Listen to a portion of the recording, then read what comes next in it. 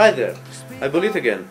Now, most of the times I would say welcome to What's My Name Again, but actually now it's a reaction. I will talk about names and about Hebrew, but it's my reaction to a video by TheRebShlomo.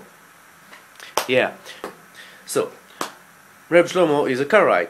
I'm Jewish, I'm not Karaite, but what does Karaite mean? Well, Karaite means likro, to read.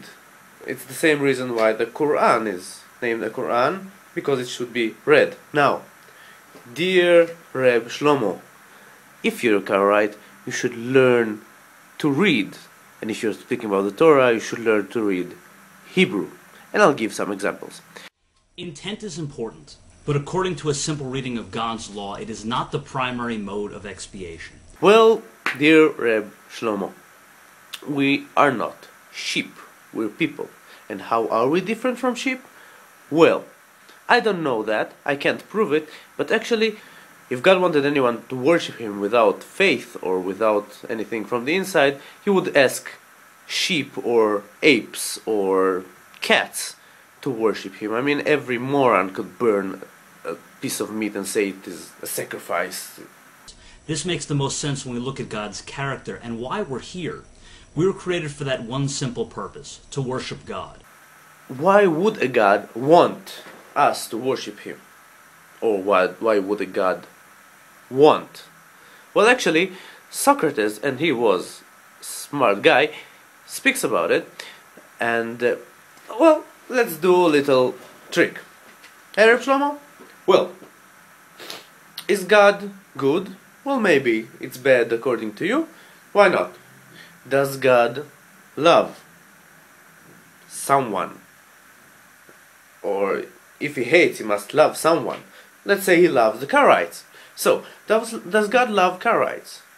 He does. Oh, why would He? Does He miss something? I mean, He's God. He's infinite. He doesn't have something? Maybe we should give Him something. Oh, He should smell our sacrifice, and that makes Him feel good. Reb Shlomo, your God is too human.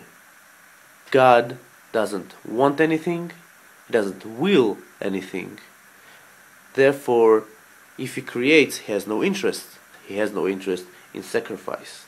God doesn't demand faith. He demands submission to His kingship. This is why His actions when dealing with people who stood in the way of His covenantal relationship with the Jewish people were dealt with so harshly, in order to show and in order to prove that He is the ruler of all that is.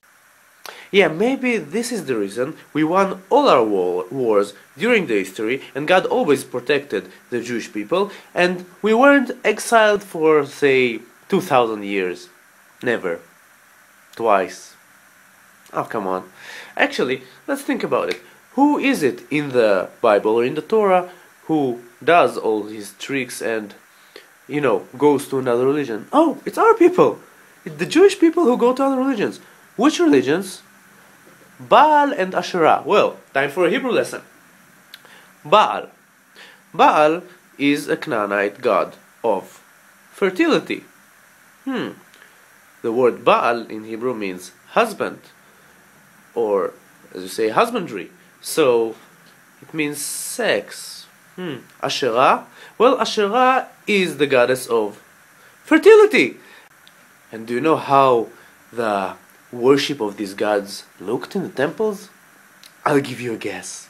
Well, maybe this is the reason why a prostitute in ancient Hebrew is called Kdesha, and holy is Kdosha, because Kdesha was a priest in these temples.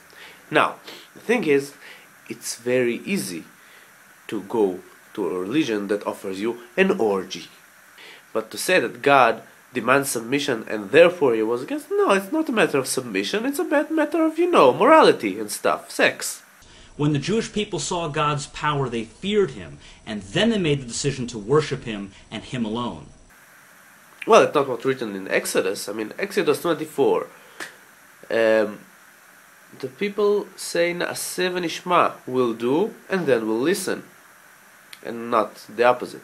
So, that actually means that they chose to do his acts, or before asking who he actually is or what God actually is, he just did what he asked them to do. That's not fear. Following through with the ritual of atonement. That's what God is concerned with. So, we had 2 temples, and we all wish, I hope that you are too, most Jewish people wish that the 3rd temple will be someday rebuilt. Do you think we'll go on burning sheep around there? Come on, we won't. But why? It's what we were ordered to do.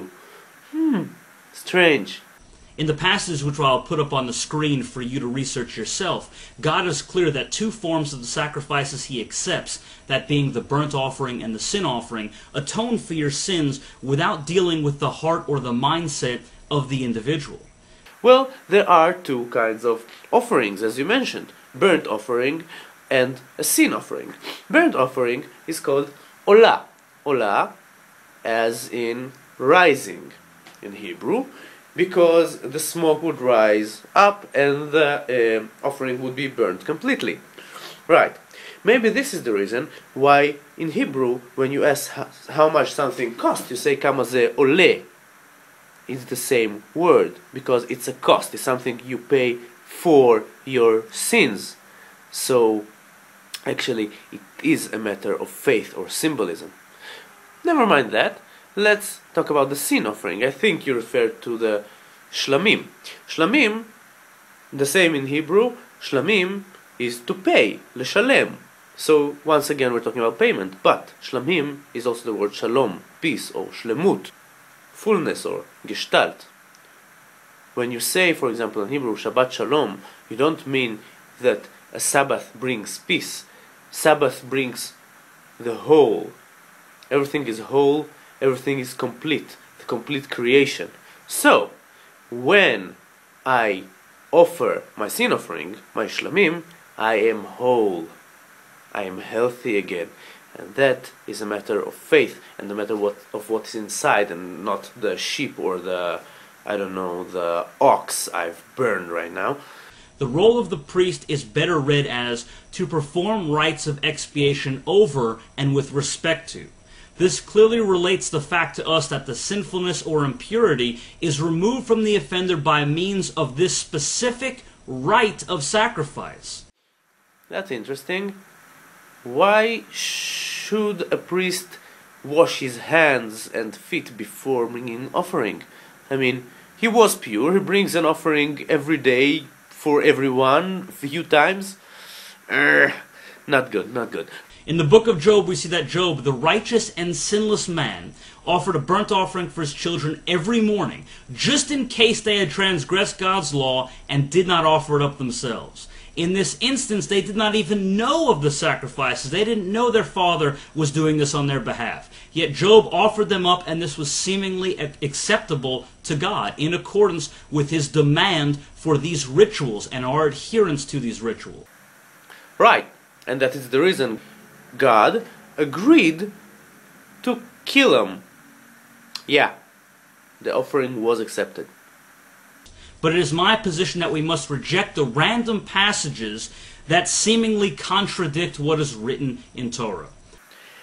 You remind me of a big man, a great man, who burned the library of Alexandria, Khalif Omar al-Khattab. Now, you know what he said before burning the library? He said, well, if there's a book over there that fits the Quran, we have no use of it, so we burn it. And if there's a book that contradicts the Quran, it should be burned. So, actually nothing but the Quran should have survived. Therefore, they burned the greatest library that ever was, and I have nothing actually to say about Islam today. So, after leaving a few questions, dear Reb Shlomo, please, please, please, learn to be a Karaite, likro, to read Hebrew. Shalom Yerushalayim.